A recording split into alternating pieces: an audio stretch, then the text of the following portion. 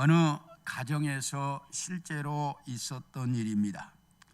아들과 엄마가 함께 식사를 하는데 아들이 엄마에게 아주 불평을 하면서 짜증을 냅니다. 엄마는 왜 이렇게 사람 차별을 해요? 그러니까 엄마가 놀래가지고 쳐다봅니다. 아빠와 함께 식사할 때는 반찬이 보통 대여섯 가지씩 해주시면서 저하고 둘이 식사할 때는 이게 뭐예요? 달랑 2가지잖아요. 어떻게 이러실 수가 있어요? 차별을 해도 어느 정도여야지. 이러시면 정말 제가 섭섭하죠. 그러면서 엄마에게 불평을 합니다. 실제로 엄마는 남편이 없으면 반찬에 신경을 별로 쓰지 않아서 대충 있는 대로 차려 먹는 습관이 있다가 보니까 아들에게 이런 소리를 듣게 되었던 것입니다. 그러자 엄마가 아들에게 이렇게 대답을 했습니다. 아들아, 너는 내가 낳은 아들이기 때문에 엄마가 대충 차려주어도 네가 잘 이해할 수 있지만 네 아빠는 내가 낳은 아들이 아니고 데리고 온 아들이기 때문에 아무렇게나 차려주면 쉽게 이해가 잘 안 된단다. 그래서 엄마가 그렇게 조심하는 거야. 아빠는 데리고 온 아들이라 엄마가 눈치도 많이 보고 또 삐지기도 잘하고 내가 낳은 아들을 너와 똑같이 대해주었다가는 이 집에 그 매일 시끄러운 소리가 날 거야. 그래서 엄마가 그러는 것이니까 엄마가 낳은 아들이 이해 좀 해주라. 이렇게 엄마가 이야기를 했더니 아들이 그 얘기를 듣고 보더니 엄마 말을 듣고 보니까 그것도 말이 되네 이러더라는 것입니다. 프로이드라고 하는 정신분석학자는 오이디푸스 컴플렉스라고 하는 말을 했습니다.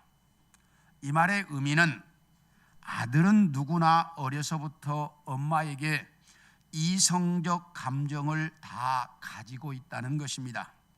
그런데 아빠라고 하는 사람이 있기 때문에 이것을 밖으로 나타내지 못하고 살아가는데 그런 감정이 남자 아이들 무의식 속에 모두가 남아있다는 것입니다. 이것을 가리켜서 오이디푸스 컴플렉스라고 말하는데 이렇게 모든 남자들의 무의식 속에는 엄마에 대한 사랑이 남아있어서 남자들은 아내에게서도 엄마의 사랑을 찾는다는 사실입니다. 그러므로 아내들이 남편을 볼 때 데리고 온 아들이라고 표현한 것이 어떤 측면에서는 옳은 것이다 라고 심리학자들은 이야기합니다. 사실 남자들은 통도 크고 세상을 다 움직이는 것 같고 대단한 존재 같지만 실상은 아내 하나 가슴에 품을 수 없는 속 좁은 인간이라는 사실입니다. 그래서 아내가 엄마의 마음으로 품어주고 인정해주고 사랑해 주어야 그때 가서야 세상을 품을 수 있는 인간이 된다라고 말합니다. 그래서 세상을 지배하는 것은 남자지만 남자를 지배하는 것은 여자다라고 말합니다. 그러므로 여자들이 남편들을 데리고 온 아들이라고 생각해서 어머니의 사랑으로 잘 품어줄 수 있기를 원합니다. 그래야 남자는 세상을 품을 수 있는 존재가 된다라는 사실입니다. 오늘 여러분에게 읽어드린 이 본문에도 보면 사도 바울이 고린도 교회 성도들에게 너희는 이런 신앙인이 돼야 한다라고 말씀하고 있습니다. 그래서 오늘은 맥주 감사주의를 맞아 사도 바울이 고린도 교회 성도들에게 말했던 성도의 모습이 어떤 모습일까? 오늘은 이것에 대한 말씀을 여러분들과 같이 좀 나누려고 합니다. 첫째, 한번 따라합시다. 대장부 같은 신앙인이 되라. 우리 함께 13절을 봅니다. 시작. 깨어 믿음에 굳게 서서 남자답게 강건하라. 이 13절을 자세히 보면 왜 지우지 말아요? 세 개의 문장으로 되어져 있습니다. 첫째는 깨어 있어라. 두 번째는 믿음에 굳게 서라. 세 번째는 남자답게 강건하라. 요 세 개의 문장이 합쳐져서 13절을 이루고 있습니다. 이 말씀은 남자답게 강건한 믿음의 사람들이 되려고 하면 늘 깨어 있어야 하고 믿음 위에 굳게 서 있어야 한다라는 말입니다. 우리 함께 마태복음 26장 35절을 보겠습니다. 시작. 베드로가 이르되 내가 주와 함께 죽을지언정 주를 부인하지 않겠나이다 하고 모든 제자도 그와 같이 말하니라. 여기 보면 예수님께서 제자들과 함께 마지막 성만찬을 끝내신 다음에 제자들과 함께 감람산으로 가시면서 제자들에게 이렇게 말씀하셨습니다. 오늘 밤 내가 끌려가고 나면 너희가 다 나를 버릴 것이다. 그러니까 이 말을 듣고 깜짝 놀란 베드로가 선생님 이게 무슨 말입니까? 모든 사람이 다 주님을 버릴지라도 저는 절대로 주님 버리지 않겠습니다. 그러니까 예수님께서 그 말을 듣고 빙그레 웃으시면서 베드로야 오늘 밤 다굴기 전에 너는 3번 나를 모른다고 부인할 것이다 라고 말씀합니다. 그러니까 베드로가 선생님 말도 안 되는 소리입니다. 제가 주님과 함께 죽을지언정 나는 절대로 주님 부인하지 않겠습니다. 그러니까 그 옆에 있던 다른 모든 제자들도 다 똑같이 그렇게 외쳤다라고 성경은 기록하고 있습니다. 이렇게 장담하는 것을 보면 베드로와 제자들은 모두가 다 대장부 같은 강건한 믿음을 가진 사람들처럼 보입니다. 그런데 이런 대장부 같은 믿음의 사람들이 되려고 하면 두 가지의 조건이 있다 그 말이에요. 첫째는 뭐고? 깨어 있어야 하고, 두 번째는 믿음에 굳게 서 있어야 된다는 말입니다. 그런데 제자들은 그렇지 못했습니다. 우리 마태복음 26장 40절과 41절을 봅니다. 시작. 제자들에게 오사 그 자는 것을 보시고 베드로에게 말씀하시되 너는 나와 함께 1시간도 이렇게 깨어 있을 수 없더냐? 시험에 들지 않게 깨어 기도하라. 마음에는 원이로되 육신이 약하도다 하시고, 여기 보면 예수님께서 제자들과 함께 성만찬을 끝내고 감람산으로 기도하러 가셨습니다. 감람산에 도착하자 예수님께서 제자들에게 내가 저기 가서 기도하는 동안 너희는 여기서 기도해라. 그렇게 말씀하시고 베드로와 야고보와 요한 3명의 제자만 특별히 데리고 조금 더 가시면서 말씀하시기를 베드로야 내가 심히 고민하여 죽게 되었으니 너희는 여기 머물러 나와 함께 깨어서 기도해라. 이렇게 말씀하시고 조금 더 나가서 땀방울이 핏방울이 되도록 기도하셨습니다. 그렇게 간절히 기도하신 다음에 제자들에게 와서 보니 제자들은 모두가 다 뭐하고 있었다? 성경이 졸고 있었다 그러지 않아요. 뭐하고 있었다? 자고 있었어요. 그러니까 예수님께서 베드로야, 너희는 나와 함께 한 시간도 깨어서 기도할 수 없느냐? 마음은 원이로되 육신이 약하구나. 그러나 시험에 들지 않도록 깨어서 기도해라. 이렇게 말씀하시고 다시 가셔서 기도하셨습니다. 그리고 와서 보니 제자들이 또 자고 있습니다.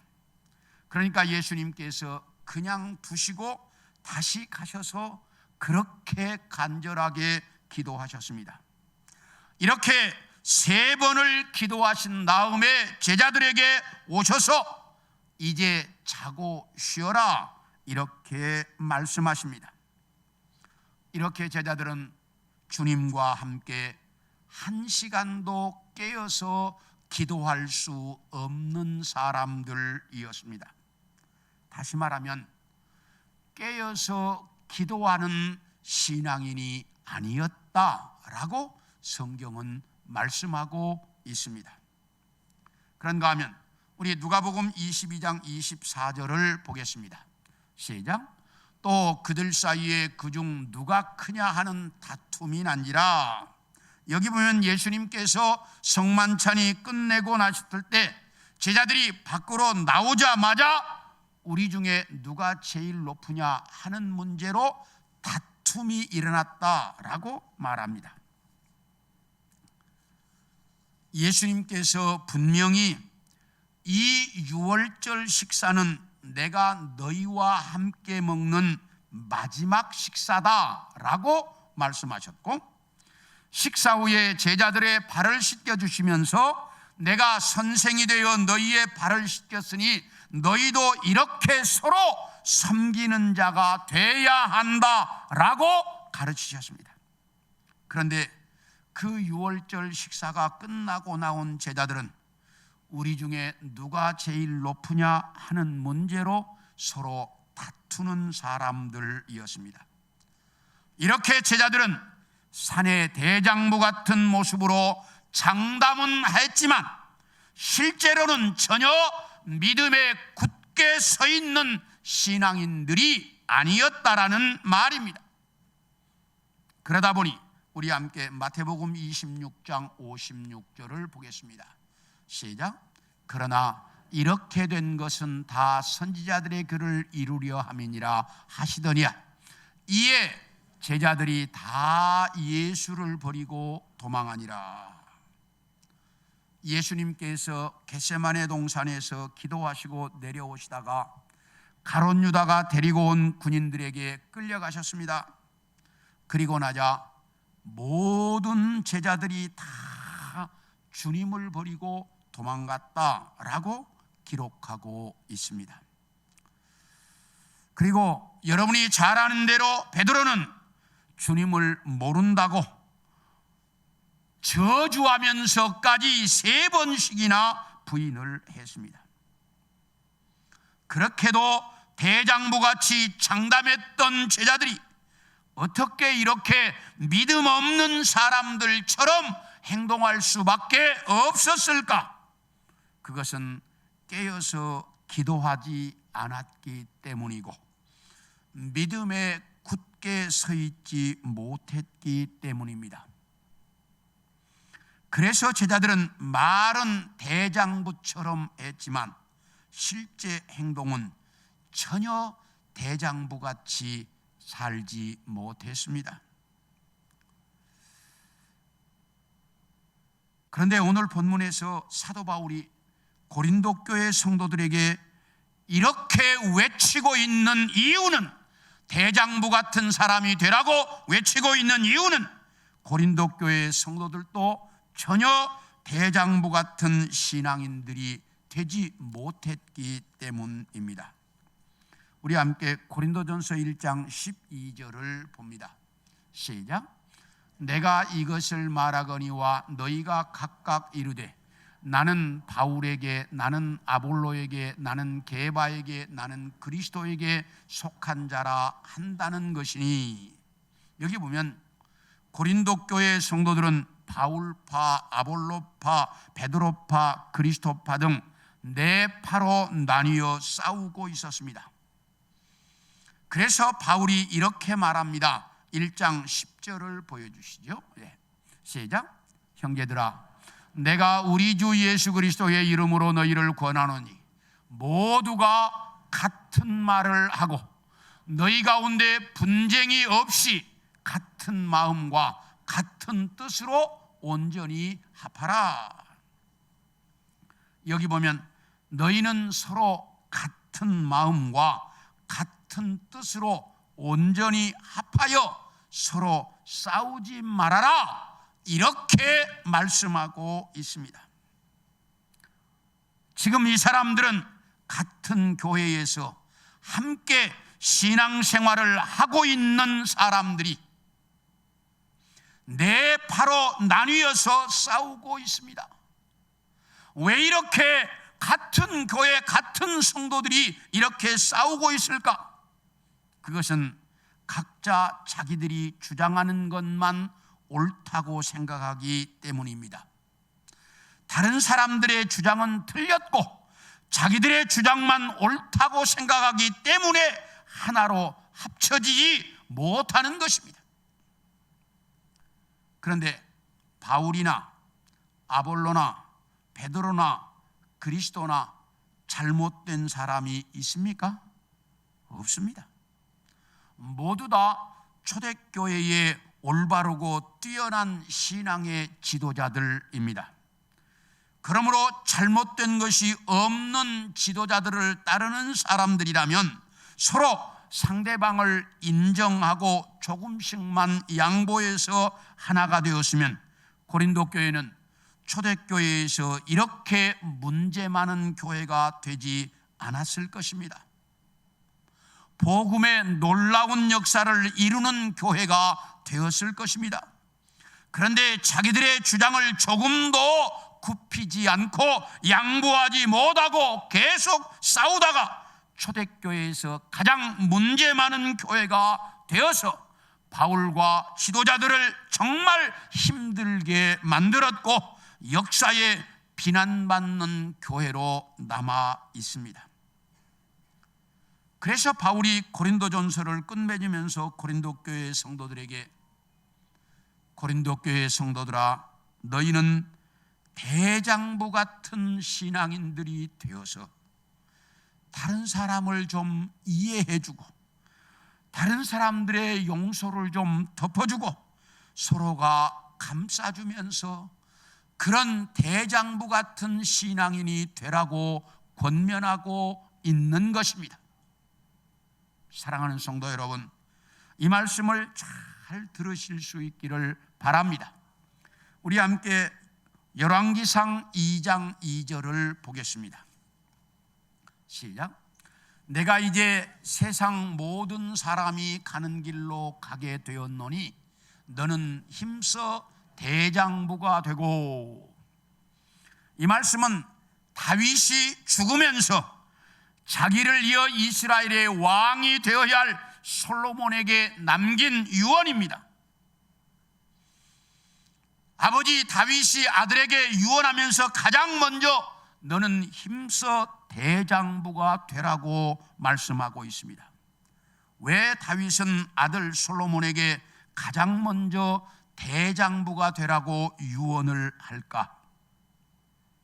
그것은 아버지 다윗 임금이 살아있어도 자기가 왕이 되겠다고 반란을 일으켰던 아도니아와 같은 왕자들이 여러 명 살아있고 평생토록 군권을 쥐고 있었기 때문에 다윗 자신도 제거하지 못했던 군사령관 요압이 버젓이 살아있고 다윗이 점령했던 수많은 나라들은 언제든지 반란을 일으키려고 호시탐탐 기회를 엿보고 있는 이런 상황 속에서 대장부 같은 왕이 되지 못하면 절대로 이 나라를 이끌어갈 수 없다고 판단했기 때문에 다윗은 아들 솔로몬에게 대장부가 되라고 권면하고 있습니다.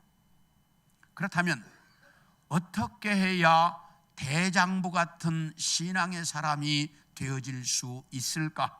우리 열왕기상 2장 3절을 봅니다. 시작. 내 하나님 여호와의 명령을 지켜 그 길로 행하여 그 법률과 계명과 율례와 증거를 모세의 율법에 기록된 대로 지켜라. 그리하면 네가 무엇을 하든지 어디로 가든지 형통할지라. 여기 아버지 다윗이 솔로몬에게 하는 말입니다. 솔로몬아, 네가 하나님을 믿고 그 하나님의 말씀대로만 살면 하나님께서 네가 어디로 가서 뭘 하든지 네 인생길이 네가 하는 모든 일들이 형통할 것이다 라고 말씀하고 있습니다. 다시 말하면 하나님을 믿고 그 말씀대로 사는 것이 대장부 같은 신앙인으로 사는 것이라는 말씀입니다. 사랑하는 성도 여러분, 우리는 이 세상을 살아가는 날 동안 다른 사람들을 품고 다른 사람들을 사랑하고 또 이 땅에서 진리 가운데 살 수가 있어야 하는데, 그렇게 살려고 하면 대장부 같은 믿음을 소유해야 한다라고 하는 사실입니다. 대장부 같은 믿음은 하나님을 믿고 그의 말씀대로 사는 것이라고 가르칩니다. 원하기는 우리 성도들 모두가 이 땅을 살아가는 날 동안 이런 대장부 같은 신앙인들이 되어질 수 있기를 축원합니다. 둘째로 따라합시다. 모든 일을 사랑으로 해라. 우리 14절을 읽겠습니다. 시작. 너희 모든 일을 사랑으로 행하라.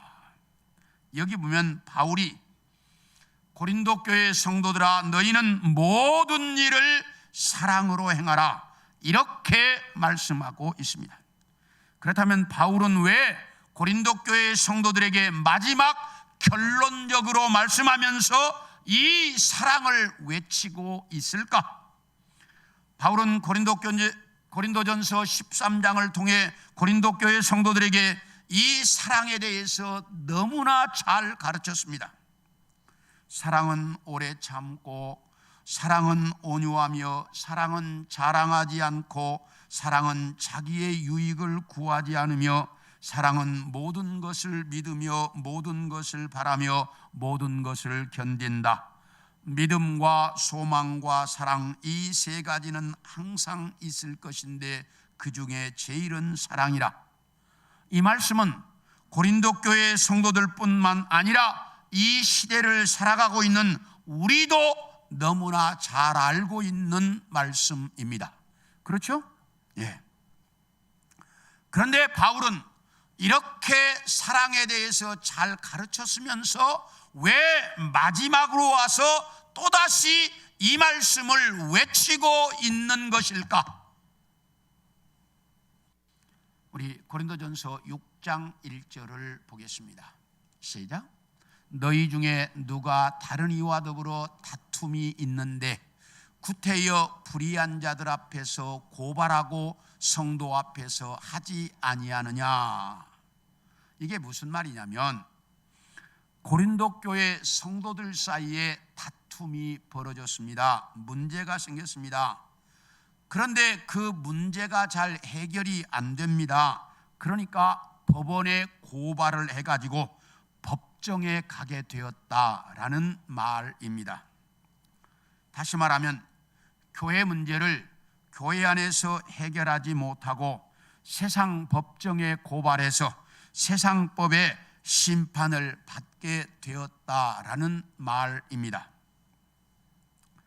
제가 가지고 있는 자료에 의하면 2006년, 꽤 됐죠. 2006년 1년 동안 우리나라 대한민국 법원에 접수된 민사소송 건수는 379만 건 정도가 되었습니다.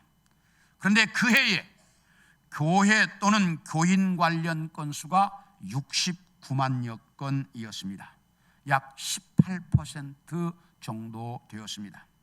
그런데 2018년 통계에 의하면, 몇 년 안 됐죠? 2018년 통계에 의하면 2018년 1년 동안 접수된 민사소송 건수가 475만여 건이었습니다.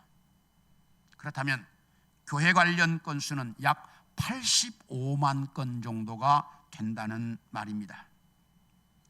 1년 동안 교회 관련 소송 건수가 약 80만 내지 90만 건씩이나 된다니 정말 놀랄만한 일입니다.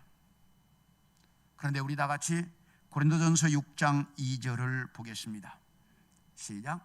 성도가 세상을 판단할 것을 너희가 알지 못하느냐? 세상도 너희에게 판단을 받겠거든 지극히 작은 일 판단하기를 감당하지 못하겠느냐? 이게 무슨 말이냐면 성도인 너희가 세상을 심판해야 할 사람들인데 어떻게 너희가 세상 법정으로 가서 세상법의 심판을 받는다는 말이냐? 이런 뜻입니다.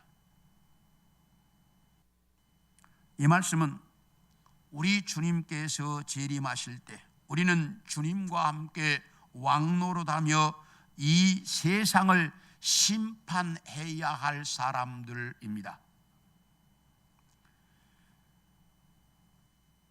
그러므로 이 세상을 심판해야 할 우리는 어떻게든지 교회 문제가 생기고 성도 간에 문제가 생기면 세상 법정으로 가지 말고 교회 안에서 해결을 해라, 그 말이에요.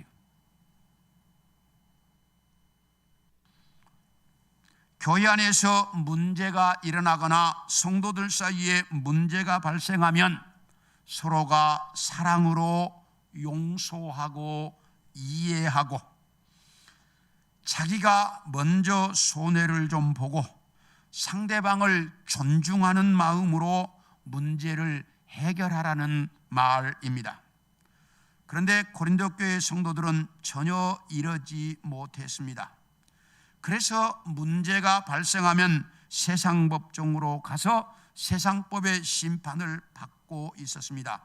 그래서 바울은 고린도전서 마지막 결론으로 말하면서 너희는 모든 일을 사랑으로 해야 한다라고 권면하고 있습니다. 사랑하는 성도 여러분, 우리가 이 세상을 살아가는 날 동안 우리가 행하는 모든 일들 속에는 사랑이 바탕이 되어 있어야 한다는 말입니다.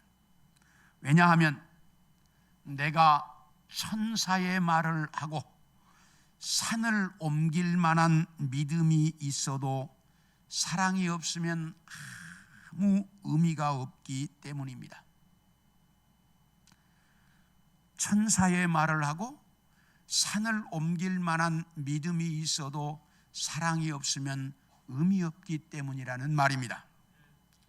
얼마 전 새벽기도 설교가 끝나고 불이 꺼지고 기도하려고 자리에 앉았는데 갑자기 제 가슴 속에 너는 주님을 얼마나 사랑하느냐라는 질문이 제 가슴 속에서 밀려왔습니다.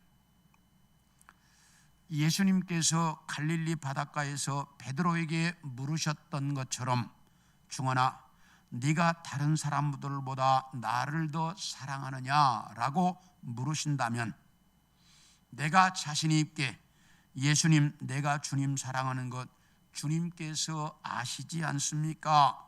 라고 대답할 수 있을까? 내 모든 것을 다 아시는 주님 앞에 자신이 없었습니다. 그래서 혼자 앉아 많이 울었고, 그리고 회개하면서 요즘은 새벽마다 기도를 시작할 때 주님 사랑합니다, 주님 사랑하는 종이 주님께 간구합니다, 이렇게 기도를 시작합니다. 우리 믿음의 사람들은 언제 어디서 무슨 일을 하든지 사랑으로 해야 한다는 말입니다. 그러면 다툼이 없고 싸울 일이 없고 법원에 가야 할 일이 없고 시끄러울 일이 없습니다. 그런데 서로가 사랑하지 못하고 미워하고 욕심을 내고 자기 자존심을 내세우다 보니 늘 다툼이 되고 문제가 발생한다는 사실입니다. 그래서 사도 바울이 고린도 교회 성도들에게 너희는 모든 일을 사랑으로 해야 한다라고 강조하고 있는 것입니다.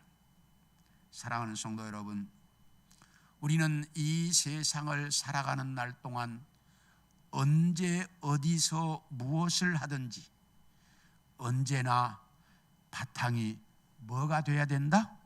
사랑이 그 바탕에 깔려 있어야 한다는 말입니다. 왜요? 사랑이 없으면 천사의 말을 하고 산을 옮길 만한 믿음이 있어도 의미 없기 때문입니다. 언제나 사랑이 여러분의 삶의 밑바닥이 되는 그런 모습으로 살아가는 우리 성도들 되어지기를 축원합니다. 마지막으로 우리의 마음을 시원하게 하는 신앙인이 되라고 말씀하고 있습니다. 우리 18절을 보겠습니다. 시작. 그들이 나와 너희 마음을 시원하게 하였으니 그러므로 너희는 이런 사람들을 알아주라. 여기 보면 맨 처음 시작이 그들이라고 시작합니다. 그러면 이 그들이 누구일까? 이건 그 앞절인 17절에 나타난 스데바나와 부드나도와 아가이고라고 하는 세 사람을 말하는데, 이 스데바나는 바울이 아가야 지방에서 맨 처음 전도해서 예수 믿게 만들었던 사람이고, 여기 이제 부드나도와 아가이고는 여기에만 등장하는 인물입니다. 그런데 이 사람들이 고린도 교회 편지를 가지고 바울을 찾아왔습니다. 그래서 바울에게 이 편지를 전해 주었고, 바울의 소식을 고린도 교회 성도들에게 전해 주었습니다. 그렇게 해서 고린도 교회 성도들이 바울에 대해서 가지고 있던 오해를 다 풀어줬습니다. 그래서 바울에 대한 오해가 풀림으로 고린도 교회 성도들의 마음이 시원하게 되었고, 바울은 늘 고린도 교회가 걱정이었습니다. 왜냐하면 문제 많은 교회라 늘 걱정인데, 이 편지를 전해줌으로 그 편지를 읽고 바울이 고린도 교회의 사정을 알게 되어서 바울의 마음이 시원해졌다라는 의미입니다. 그래서 이 사람들은 바울의 마음이나 고린도 교회 성도들의 마음을 시원하게 해주는 사람들이었다라고 말합니다. 우리는 이렇게 늘 다른 사람들의 마음을 시원하게 해줄 수 있는 성도들이 되어야 한다는 말입니다. 다른 사람들 마음속에 답답했던 것들을 풀어주고, 다른 사람들 마음에 오해했던 것들을 이해시켜주고, 다른 사람들이 고통스러워할 때 함께 기도해 주므로 다른 사람들이 가까이 하고 싶은 사람, 다른 사람들의 정말 이제 주는 것 없이 받는 것 없이 좋아할 수 있는 그런 성도가 되라는 말입니다. 그래야 다른 성도들의 마음을 시원하게 해줄 수 있다라고 말합니다. 그런데 우리는 그렇게 살아가지 못하고 있습니다. 오히려 다른 사람들이 가까이 하고 싶지 않는 사람, 다른 사람들 마음을 오히려 답답하게 만드는 사람들로 살아가고 있지는 않습니까? 혹시라도 이런 모습으로 살아간다면 이건 하나님이 원하는 신앙인의 모습이 아니라는 사실입니다.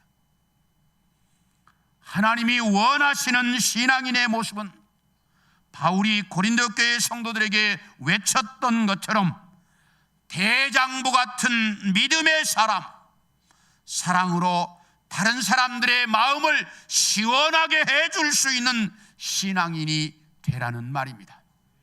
이런 신앙인이 되어야 하나님이 원하시는 믿음의 사람들이 될 수 있다는 말입니다.